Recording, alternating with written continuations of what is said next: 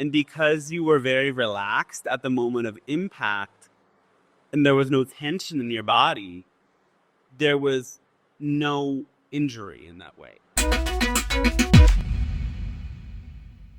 And we're recording. Hi there. Hi there. Here we go. I'm in Rome again, having been to Siem Reap and back. You're still in India. Yeah. And you're looking a lot happier and more well than last time. I hope so. You finished the Panchakarma. Yes. Well, it looks like it's done you a lot of good. Let's see. Take some time to recover. I'm still quite tired. Okay, well, shall we bring the guys in? Let's do it. Yeah. Let's do it, yeah.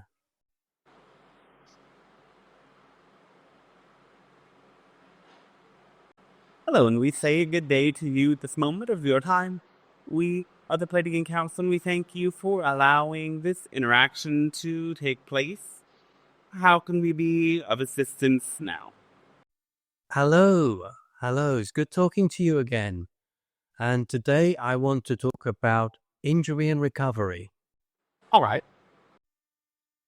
So I had a pretty bad fall on January the 1st, and it's now January, the 7th, 2025. And it was very strange. I don't normally have any injuries or any serious illnesses, but this was a really bad slip and fall. I'm wondering about the accompaniment of my higher self and spirit guides and even beings such as yourselves. Who was there at the moment that I fell over? We're all always there with you. So we're all present in the eternal now. And your parallel life connections were aware of that experience. Before it happened? You could say so, yes, because everything's happening here and now. As it happened and I was falling, I'm very confident in that moment that I can relax and things will turn out for the best, physically, medically. The hip, I had x-rays, no bone damage, but I couldn't walk for a few days. The knee, no bone damage. As I said, I couldn't walk for a few days. So I view it a little bit as a miracle that the damage was so little. What are your comments on that? Well, there was support to help you land in the right way, though also that state of trust that everything will work out just perfectly, that there's nothing to really worry about, allowed you to have a speedier recovery, because when you surrender into a state of trust and your body relaxes, then the healing effect takes place quicker. When you resist, when you are afraid, when you try to push away the pain, or when you catastrophize and lose your balance, your body creates more inflammation and the healing process is delayed and can even get complicated. But trusting and having no insistence allows for things to happen in a smoother way. Yes. And were the beings there that reduced the impact and the effect, like on my bones? Those beings connected to you through your higher self, yes. So in that sense, they are extensions of your own soul working to give you a lesson.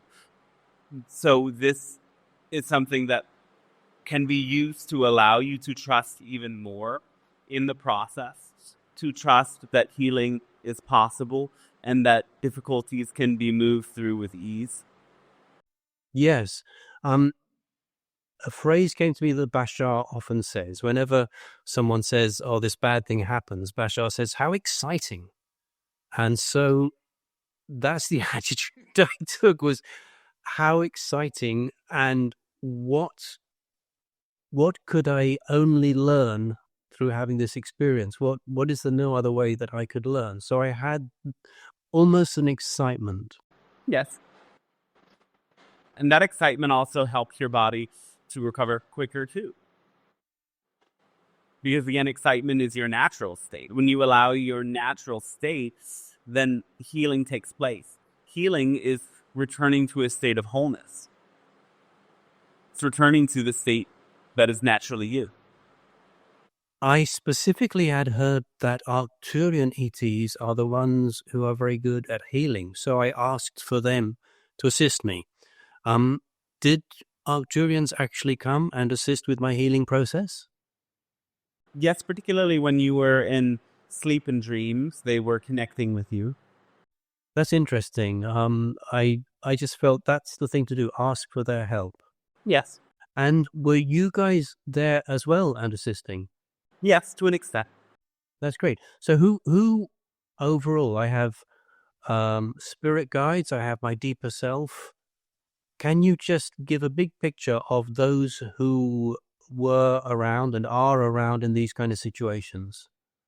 Your higher self is your connection to the source, and through that higher self, all of these connections from parallel lives emerge. So you had connections with Arcturians, with Syrians, with us as the Pleiadians, with angelic beings, also with certain lifetimes in which you experience similar injuries and recover, what you might call past lives who underwent more serious trauma, were able to aid you with some of the energy from their healing process as well. That's great.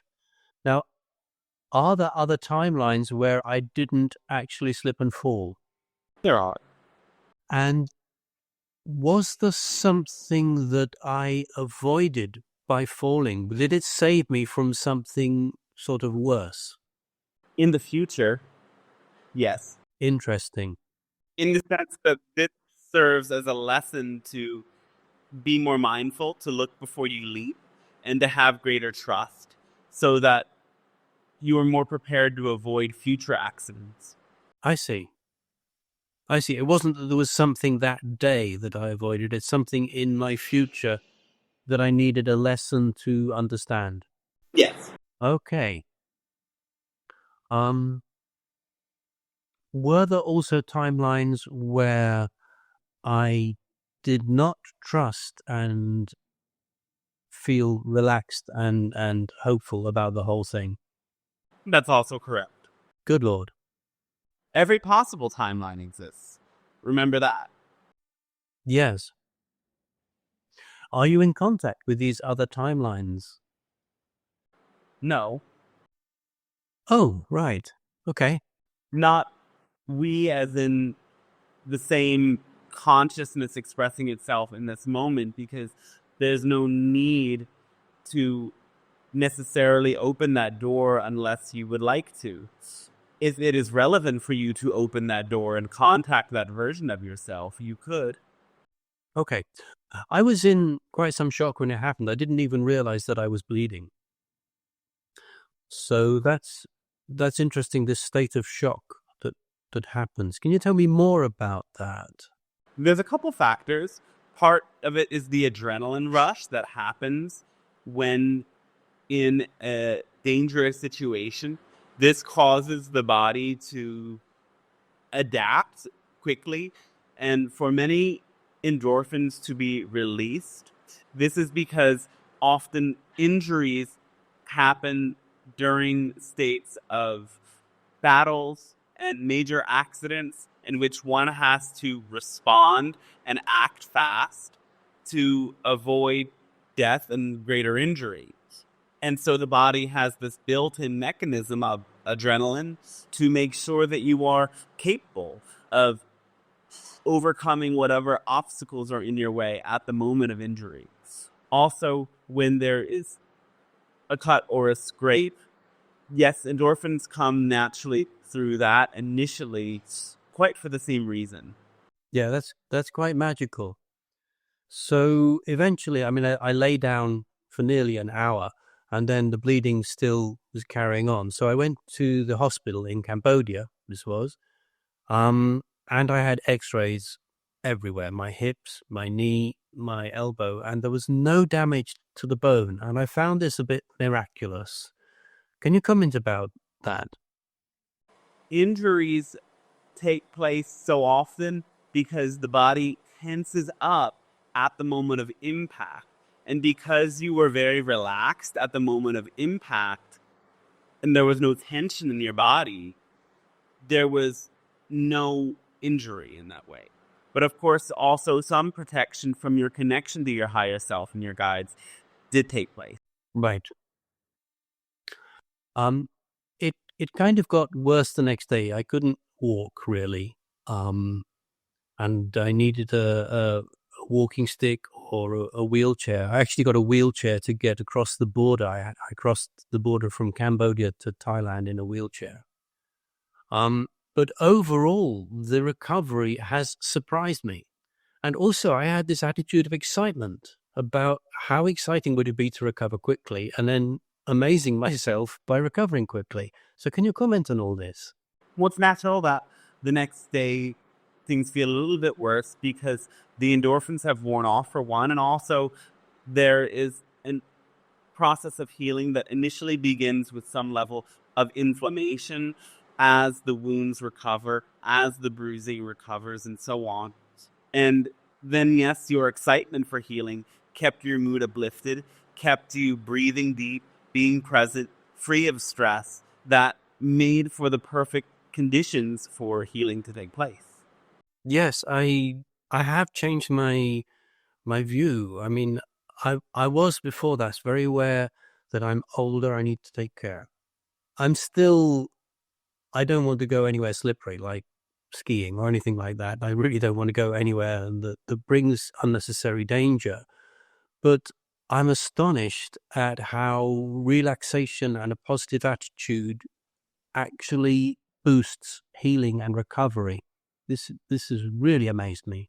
Your body is incredible, and also so is your mind. They are one. Absolutely. Are there any comments you'd like to say to a general audience on this whole topic of injury and recovery? Healing is returning to a state of wholeness. It's returning to your natural state. And your body is always moving towards healing. It is simply interrupted by your own beliefs, by the negative thoughts that bring you to think that you cannot heal, it's impossible to heal, that you deserve to suffer, or beliefs that cause you to be stressed out about your life situation and the events and being who you are. All of these stressors prevent the body from returning to that state of healing. So a lot of healing is about letting go and surrendering those negative beliefs and those negative conceptions of yourself and being present in the moment and being optimistic about the experience itself. When you have some level of enthusiasm for life and enthusiasm for healing, the healing will take place in a much quicker and smoother way. And this goes for all sorts of injuries and also other challenges that might in some way traumatize you. That's fantastic. So I think we're complete on this topic for today. All right. That sounds great. Thank you so much. Oh, thanks to you as well.